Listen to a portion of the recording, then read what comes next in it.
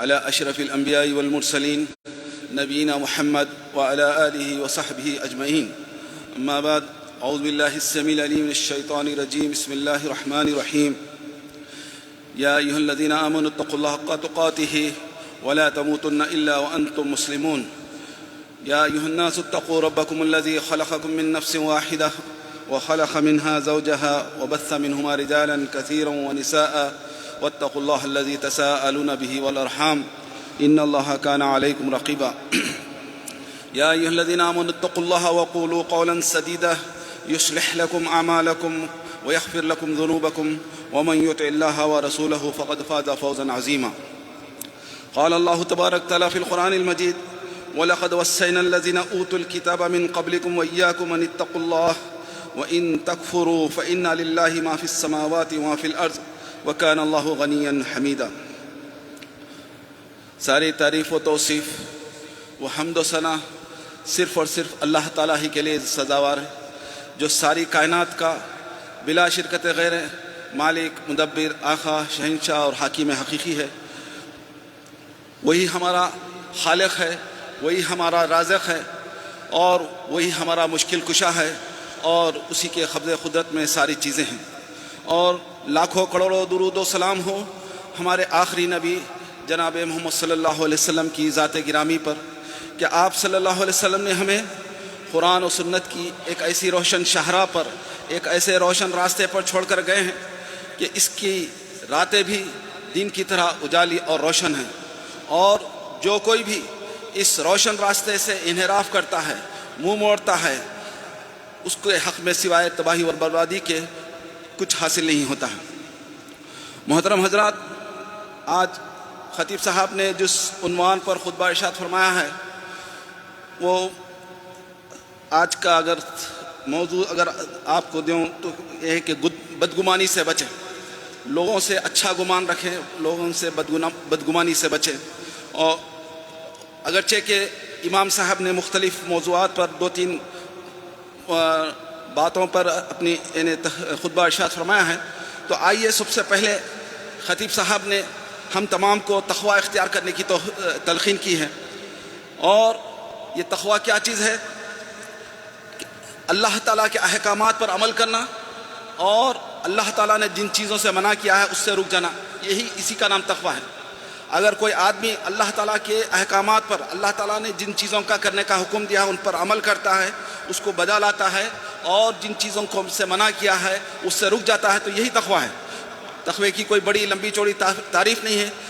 اس تعریف کی روشنی میں ہر کوئی اپنے آپ کو ناپ لے سکتا ہے، جانچ لے سکتا ہے کہ میں کتنے اللہ تعالیٰ کے احکامات پر عمل کر رہا ہوں، اور کتنے اللہ تعالیٰ کے منہیات سے کیا ہے اپنے آپ کو بچا کے رکھا ہوں۔ ایک آدمی اللہ تعالیٰ کے احکامات پر عمل کرتا ہے، جیسا کہ نماز پڑھ رہا ہے، روزہ رکھ رہا ہے، صدقہ کر رہا ہے، سب کچھ کر رہا ہے۔ ایک طرف دوسری طرف اللہ تعالیٰ نے بہت سارے چیزوں سے منع فرمایا ہے، یعنی بدگمانی سے، غیبت سے اور جھوٹ سے وغیرہ سے۔ لیکن ہم ایک طرف ہم اللہ تعالیٰ کے احکامات پر ایک طرف عمل بھی کر رہے ہیں، دوسرے طرف اللہ تعالیٰ نے جس چیز سے منع فرمایا ہے ان چیزوں کو بھی کر رہے ہیں، تو یہ تقوی کے منافی چیز ہے۔ تو اس طرح سے آج ہر کوئی اپنے آپ کو اس پیمانے میں آپ کو ناپ کر دیکھ لے سکتا ہے، جانچ کے دیکھ لے سکتا ہے کہ اس کے اندر کتنا تقوی ہے۔ تو دونوں چیزیں ایک ساتھ ہونا ضروری ہے۔ ایک طرف اللہ تعالیٰ کے احکامات پر، اللہ تعالیٰ نے جن چیزوں پر عمل کرنے کا حکم دیا ہے اس پر عمل کریں، اور جن چیزوں سے منع کیا ہے اس سے رک جائیں، یہی اصل تقوی ہے۔ اور یہ وہ تقوی ہے کہ اللہ تبارک تعالیٰ نے تمام پچھلے رسول اللہ صلی اللہ علیہ وسلم سے پہلے جتنے بھی انبیاء آ چکے ہیں ان تمام کو بھی اللہ تبارک تعالیٰ نے اس تقوی کی وصیت کی تھی۔ رسول اللہ صلی اللہ علیہ وسلم کو بھی اللہ تعالیٰ نے تقوی کی وصیت کی، اور تمام مومنین کو بھی وصیت کی۔ جیسا کہ ایک آیت خطیب صاحب نے ذکر کیا، اللہ تعالیٰ ارشاد فرماتے ہیں: وَلَقَدْ وَصَّيْنَا الَّذِينَ أُوتُوا الْكِتَابَ مِنْ قَبْلِكُمْ، تحقیق کہ ہم نے وصیت کی، نصیحت کی ان لوگوں کو جن کو کتاب دی گئی تھی اس سے پہلے، اور وَإِيَّاكُمْ، اور آپ کو بھی ہم وصیت کرتے ہیں کس بات کی؟ ان اتقوا اللہ، کہ تم اللہ تعالیٰ سے ڈرو، وَإِن تَكْفُرُوا، اور اگر تم انکار کرو گے، فَإِنَّ لِلَّهِ مَا فِي السَّمَاوَاتِ وَمَا فِي الْأَرْضِ، تو بے شک اللہ تعالیٰ ہی کے لیے ہے جو کچھ آسمانوں میں ہے اور جو کچھ زمین میں ہے۔ وَكَانَ اللَّهُ غَنِيًّا حَمِيدًا، اور اللہ تعالیٰ بے نیاز ہے اور تعریف کے لائق ہے۔ یعنی اگر کوئی آدمی اللہ تعالیٰ کے احکامات پر عمل نہیں کرتا ہے، تقوی اختیار نہیں کرتا ہے، تو اللہ تعالیٰ اس کا نقصان کس کا ہوگا؟ صرف اس کا ہی ہو، اس کی ذات کو ہی ہوگا۔ اللہ تعالیٰ کی ذات میں، اللہ تعالیٰ کی شان میں، کبریائی میں کوئی فرق پڑنے والا نہیں ہے، کیونکہ ایک حدیث میں رسول اللہ صلی اللہ علیہ وسلم فرماتے ہیں کہ اگر سارے کے سارے لوگ آدم علیہ السلام سے لے کر اب تک اور قیامت تک جتنے پیدا ہوں گے، اس سارے کے سارے لوگ متقی، پرہیزگار اور نیک اور صالح ہو جائیں، تب بھی اللہ تعالیٰ کی بڑائی میں، کبریائی میں، اس کی شان میں کچھ اضافہ ہونے والا نہیں ہے۔ اور اسی طرح سارے کے سارے لوگ فاسق فاجر ہو جائیں، یعنی آدم علیہ السلام سے لے کر قیامت تک سارے کے سارے انسان لوگ فاسق فاجر ہو جائیں، تب بھی کیا ہے اللہ تعالیٰ کی بڑائی میں کمی واقع ہونے والے ہیں۔ اللہ تعالیٰ ہمارے اعمال سے بالکل بے نیاز ہے اور اس تعریف کے وہ لائق ہے، اور اس کو ہمارے اعمال کی قطعی ضرورت نہیں ہے۔ اگر کوئی آدمی تقوی اختیار کرتا ہے اور نیک بنتا ہے تو یہ اس کا اپنا فائدہ ہے، اس کا دنیا میں بھی فائدہ ہے اور آخرت میں بھی اس کا فائدہ ہے۔ تو اس لیے رسول اللہ صلی اللہ علیہ وسلم بھی اپنے ہر خطبے میں جس بات کی سب سے پہلے تلقین کیا کرتے تھے، وہی یہ لوگوں کو سب سے پہلے تقوی کی تلقین کیا کرتے تھے۔ اور میں نے بھی آپ کے سامنے جن 3 آیات کی تلاوت کی ہے، ان تینوں آیتوں کو رسول اللہ صلی اللہ علیہ وسلم اپنے ہر خطبے میں تلاوت کیا کرتے تھے اور تقوی کی تلقین کیا کرتے تھے۔ اور ان تینوں میں آیتوں میں قدر مشترک جس چیز کو بیان کیا گیا ہے وہ کیا ہے؟ تقوی کی نصیحت ہے، تقوی اختیار کرنے کے لیے حکم دیا گیا ہے۔ جیسے کہ اللہ تعالیٰ بھی فرماتے ہیں یا ایھا الذین آمنوا اتقوا اللہ حق تقاتہ ولا تموتن الا وانتم مسلمون، اے ایمان والو اللہ تعالیٰ سے ڈرو جیسا کہ ڈرنے کا حق ہے، ولا تموتن، اور تمہاری موت نہ آئے مگر حالت اسلام میں۔ اس کے بعد خطیب صاحب نے آج کل کے مختلف فتنوں کا ذکر کیا کہ جیسا کہ ہم دیکھ رہے ہیں ہر طرف فتنہ و فساد کا دور ہے، مختلف ایسے واقعات رونما ہو رہے ہیں جس کو دیکھ کر سن کر ہماری آنکھیں دنگ رہ جا رہی ہیں، گنگ ہو جا رہی ہیں کہ کیا انسان ایسا بھی کر سکتا ہے، ایسے بھی کام کر سکتا ہے۔ تو اس طرح سے بے حیائی اور غلط کاموں میں اتنا آگے نکل چکا ہے کہ عقل کیا ہے پریشان ہوگی۔ تو اب ایسی حالات میں انسان کیا کرے؟ کیا ان حالات کو میں اپنے آپ کو اسی رنگ میں رنگ جائے، یا اس کا انکار کر دے، یا غیر جانبدار ہے؟ کیا کرنا چاہیے؟ اس سلسلے میں کچھ باتیں رسول اللہ صلی اللہ علیہ وسلم کی تعلیمات میں سے ہم کو انہوں نے ذکر کیا کہ سب سے پہلے انہوں نے ایک حدیث کو ذکر کیا کہ لوگوں کو کیا ہے نا امیدی سے بچائے، لوگوں سے بدگمانی سے بچے، کیونکہ ایک حدیث میں رسول اللہ صلی اللہ علیہ وسلم فرماتے ہیں من قال هلك الناس فهو اهلكهم، کہ جو یہ کہتا ہے کہ لوگ ہلاک ہو گئے، یعنی کیا ہے ایسے حالات اور پریشانیاں اور مختلف فتنہ و فساد کو دیکھ کر آدمی کیا ہے ایک سلیم الطبع انسان اور ایک اچھا انسان، سلیم الفطرت انسان جب یہ حالات کو دیکھتا ہے تو پریشان ہو جاتا ہے اور ہو کر کیا کہنے لگ جاتا ہے، ارے لوگ ہلاک ہو گئے، لوگ برباد ہو گئے، فلاں ہو گئے لوگ۔ تو اس طرح سے کہنے سے منع کیا گیا ہے، کیونکہ رسول اللہ صلی اللہ علیہ وسلم فرماتے ہیں، صحیح مسلم کی حدیث ہے، یہ ابو ہریرہ رضی اللہ عنہ راوی ہے، من قال هلك الناس فهو اهلكم، جس نے کہا کہ لوگ ہلاک اور برباد ہو گئے تو فهو اهلكم، تو وہ سب سے زیادہ ہلاک ہونے والوں میں سب سے زیادہ پہلے وہ ہلاک ہونے والوں میں سے۔ کیوں؟ وہ اس لیے کہ اس نے کیا ہے اپنے آپ کو بہت بڑا سمجھا ہے۔ اس کے 2 مطلب بیان کیے ہیں علماء نے، کہ ایک طرف تو کیا ہے وہ لوگوں کی تنقید کر رہا ہے، وہ تحقیر کر رہا ہے کہ ارے لوگ ایسے ہو گئے، یعنی اپنے آپ کو کیا بہت بالاتر سمجھنے بتلا رہا ہے اور بہت بڑا اپنے آپ کو بتلا رہا ہے کہ میں بہت بڑا متقی پرہیزگار ہوں، فلاں ہوں، اور اپنی برتری اور اپنی لوگوں کے سامنے جتلانا چاہتا ہے کہ لوگ ہلاک ہو گئے اور آپ کیا ہو گئے اس کے بارے میں اس کو اپنی فکر نہیں ہے۔ تو اس کا مطلب یہ ہے، تو اس طرح سے نہیں کرنا چاہیے۔ اور یا ایک دوسرا مطلب یہ بن کے یہ بھی ہے، اس کا بیان یہ کیا گیا ہے کہ لوگ یہ کیا ہے لوگوں کی ہلاکت کا سبب بن رہا ہے، لوگوں کو کیا ہے نا امیدی دلا رہا ہے، لوگوں کو توبہ کے دروازے سے روک رہا ہے، لوگوں کو کہہ رہا ہے کہ ارے ہلاکت اب کچھ باقی نہیں رہا ہے، یعنی سوائے ہلاکت اور بربادی کے۔ تو اس طرح سے کیا ہے لوگوں کو کیا ہے ہمیشہ نا امیدی سے اور لوگوں سے بچائیں اور لوگوں کے بارے میں بدگمانی کرنے سے بچیں، کیونکہ یہ چیز کیا ہے آدمی کو کیا ہے نا امیدی، خنوطیت، مایوسیت کی طرف لے کے جاتی ہے، جو کیا ہے گمراہی ہے اور کفر ہے۔ کیونکہ اللہ تبارک تعالیٰ فرماتے ہیں کہ لا تیأسوا من رحمت اللہ انہ لا ییأس من رحمت اللہ الا الکافرون اور الا الضالون، بلکہ رسول اللہ تعالیٰ فرماتے ہیں کہ اللہ تعالیٰ کی رحمت سے مایوس مت ہو، کیونکہ اس اللہ کی رحمت سے وہی لوگ مایوس ہوتے ہیں جو کافر ہیں، یا اللہ کی رحمت سے وہی لوگ مایوس ہوتے ہیں جو گمراہ ہیں۔ تو اور رسول اللہ صلی اللہ علیہ وسلم نے یہ بھی فرمایا ہے کہ یہ امت، اس امت میں ہمیشہ خیر باقی رہے گا، اس امت میں ہمیشہ خیر باقی رہے گا، پوری کی پوری امت کبھی بھی کیا ہے ہلاکت اور بربادی پر، گمراہی پر جمع نہیں ہو سکتی، بلکہ رسول اللہ صلی اللہ علیہ وسلم فرمایا کہ ہاں اس میں کوئی شک نہیں ہے کہ ایک بڑا طبقہ ہو سکتا ہے کہ گمراہی پر اور کفر پر چلا جائے اور غلط راستے پہ چلے جائے، لیکن ایسا بھی یہ نہیں ہے کہ پورا کا پورا ایک آدمی کچھ طبقہ بھی باقی نہ رہے اور سارے کے سارے لوگ گمراہ ہو جائیں، ایسا نہیں ہے، کیونکہ اللہ تعالیٰ کی سنت اور اللہ تعالیٰ کا طریقہ یہ رہا ہے کہ ہمیشہ کچھ لوگوں کو اللہ تعالیٰ باقی رکھا ہے اور خیر پر باقی رکھا ہے، جو لوگوں کو ہمیشہ کیا ہے خیر کی طرف دعوت دیتے رہتے ہیں۔ اور یہ اس طرح کا معاملہ، یعنی اس طرح کا کہ لوگ قیامت تک باقی رہیں گے، یعنی کہ یہ گروہ ایک خیر پر باقی رہنے والا گروہ، یہ یعنی کہیں یعنی کسی زمانے میں موجود رہا ہو یا نہیں، بلکہ ہر زمانے میں ہر علاقے میں ایسا گروہ موجود رہے گا جو لوگوں کو کیا ہے خیر کی طرف دعوت دیتے رہے گا اور خیر کی طرف بلاتے رہے گا۔ اس لیے اللہ تعالیٰ بھی قرآن میں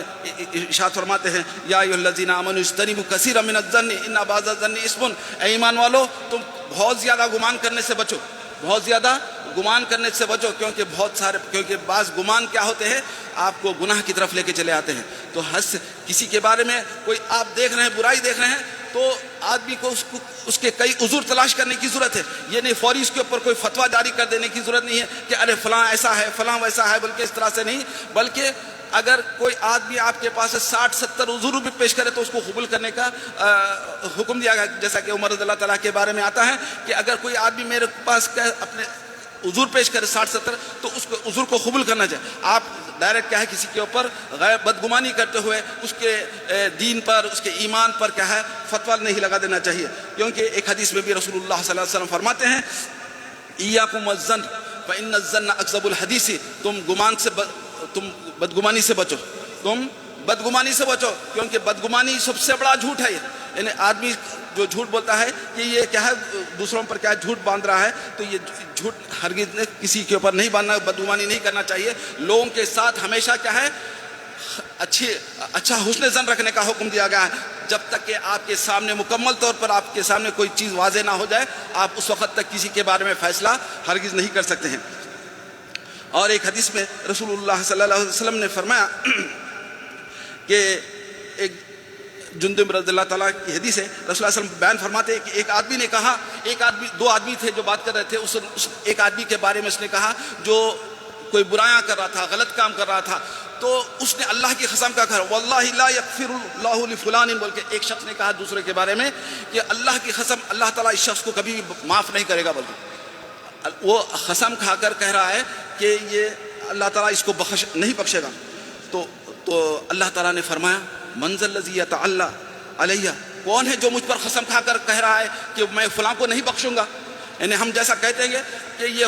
فلاں کافر ہو گیا، فلاں مرتد ہو گیا، فلاں گمراہ ہو گیا، اس کو بخشش نہیں ہے، فلاں نہیں ہے، آپ کسی کے اوپر بھی فتویٰ نہیں لگا سکتے۔ تو رسول اللہ صلی اللہ علیہ وسلم فرماتے ہیں، یہ صحیح سے جندب رضی اللہ تعالیٰ روایت کرتے ہیں کہ رسول اللہ صلی اللہ علیہ وسلم بیان فرماتے ہیں کہ ایک آدمی نے کہا واللہ لا یغفر اللہ لفلان، کہ اللہ تبارک تعالیٰ ہرگز فلاں آدمی کو بخشے گا نہیں، تو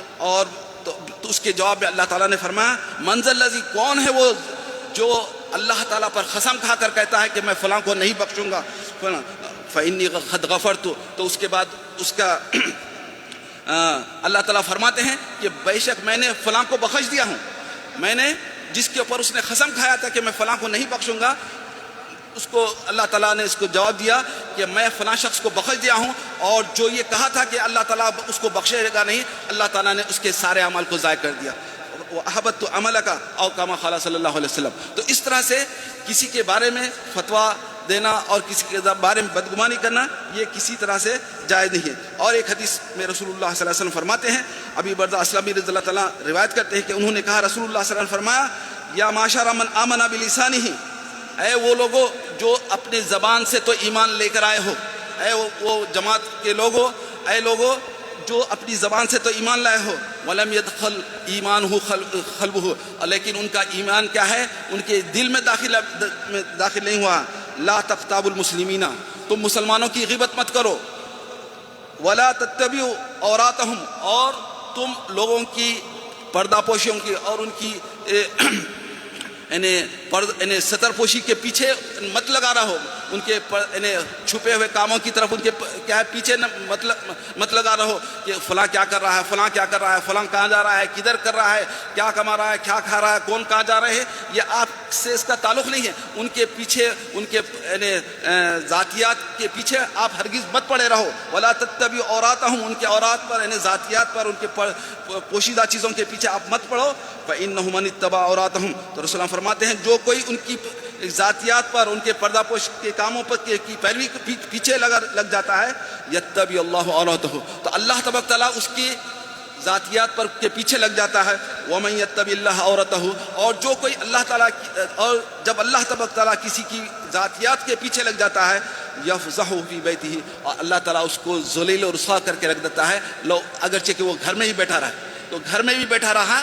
تو بھی اللہ تبارک تعالیٰ اس کو کیا ہے، وہ معاشرے میں نہ نکلے تب بھی اس کو اللہ تبارک تعالیٰ گھر میں بیٹھنے کے باوجود بھی کیا ہے، اس کو اللہ تعالیٰ اس کو ذلیل و رسوا کر دیتا ہے. تو اس لیے ضرورت اس بات کی ہے کہ ہم لوگوں کے بارے میں اچھا گمان کریں، لوگوں کے ساتھ اچھا حسن ظن رکھیں. جب تک کہ آپ کو کسی کے بارے میں واضح طور پر کوئی بات آپ کو معلوم نہ ہو جائے، اس وقت تک آپ کوئی رائے قائم کرنے سے گریز کریں. اور پھر اس کے بعد خطیب صاحب نے دوسری اپنے خطبے میں وہ مشہور حدیث کو بھی ذکر کیا، جس میں رسول اللہ صلی اللہ علیہ وسلم نے ابن عباس رضی اللہ تعالیٰ کو نصیحت کی تھی، اور جس میں ہمارے لیے اور قیامت تک آنے والے سارے انسانوں کے لیے، چھوٹے بڑے سارے انسانوں کے لیے بہت بڑی نصیحت ہے. اس میں ہمارے لیے عقیدے کی بھی نصیحت ہے، اور ہمارے لیے اس میں اللہ سے محبت بھی کیا ہے ظاہر کس طرح سے کرنا ہے، اور اللہ تعالیٰ پر کس طرح سے توکل کرنا ہے، اس ساری چیزوں کی اس میں نصیحت بیان کی گئی ہے. جیسا کہ ابن عباس رضی اللہ تعالیٰ ایک دفعہ رسول اللہ صلی اللہ علیہ وسلم کے پیچھے بیٹھے ہوئے تھے، ایک سواری کے پیچھے بیٹھے تھے، تو ابن عباس رضی اللہ تعالیٰ نے رسول اللہ صلی اللہ علیہ وسلم نے ابن عباس سے کہا، یا غلام، سب سے پہلے مخاطب کہا، اے میرے بچے، انی اعلمک بکلمات، میں تم کو چند باتیں سکھلاتا ہوں. یعنی پہلے ہی فوری رسول اللہ صلی اللہ علیہ وسلم نے نصیحت شروع نہیں کر دی، بلکہ ان کو اپنی طرف متوجہ کیا یا غلام کہہ کر. پھر اس کے بعد فرمایا کہ میں تم کو چند باتیں سکھلاتا ہوں، اس کو غور سے سنو. اس کے بعد کہا رسول اللہ صلی اللہ علیہ وسلم نے فرمایا، انی اعلمک بکلمات. اچھا،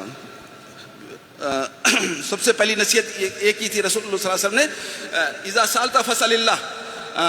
جب تم مانگو تو اللہ تعالیٰ سے مانگو. وَإِذَا اسْتَعَنْتَ فَاسْتَعِنْ بِاللَّهِ، اور جب تم مدد طلب کرو تو صرف اور صرف اللہ تعالیٰ سے مدد طلب کرو.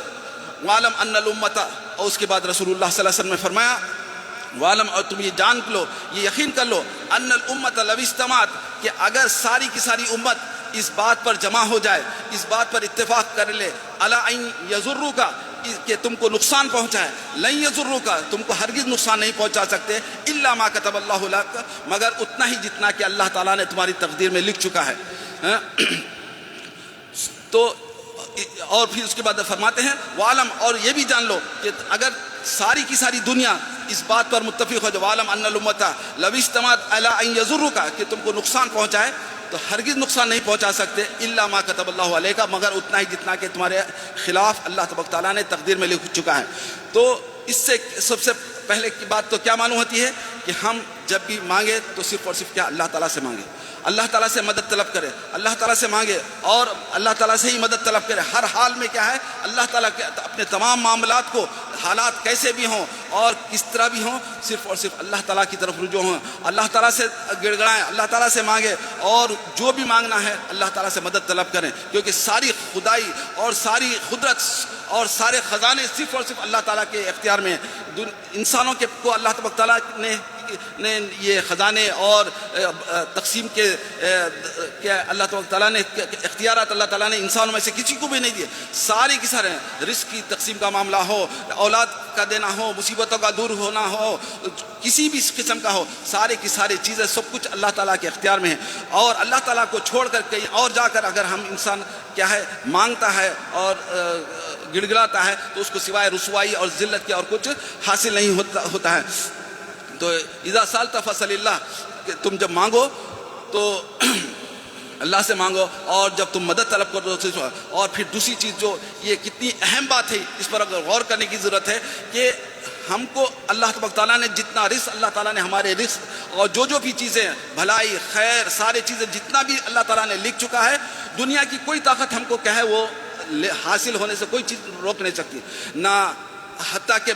وقت کا بادشاہ بھی آپ کو کوئی نہیں روک سکتا. آپ کے قسمت میں جتنی رزق لکھا جا چکا ہے, جتنی بھلائیاں لکھی جا چکی ہیں, وہ آپ کے مرنے سے پہلے ہم کو مل کے ضرور رہتی ہیں. دنیا کی کوئی طاقت اس کو روک نہیں سکتی ہے. اسی طرح اگر کوئی نقصان ہمارے حق میں اللہ تعالیٰ نے لکھ چکا ہے تو وہ بھی ہمارے حق کو کوئی دنیا کی طاقت مل کے کیا روکنا چاہے, ان کو آرام پہنچانا چاہے ہم کو, تو آرام نہیں پہنچا سکتے, وہ تکلیف کو دور نہیں کر سکتے. تو جو تکلیف ملنے کی ہے وہ مل کے رہے گی, اور جو بھلائی ملنا ہے وہ مل کے رہ سکتی ہے. دنیا کی طاقتیں کیا ہے ہم کو اس چیز سے کوئی روک نہیں سکتی. تو اس لیے اس حدیث میں ہم کو کیا ہے, جہاں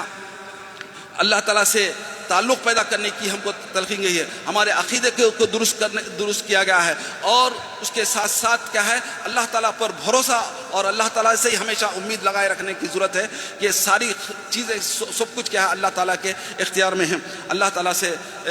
دعا ہے کہ اللہ تعالیٰ ہمیں نیک توفیق عطا فرمائے, اور جو کچھ کہا اور سنا گیا ہے اس پر کہنے اور سننے والے کو عمل کرنے کی توفیق عطا فرمائے. آمین یا رب العالمین. سبحان ربک رب العزت عما یصفون وسلام علی المرسلین والحمد للہ رب العالمین.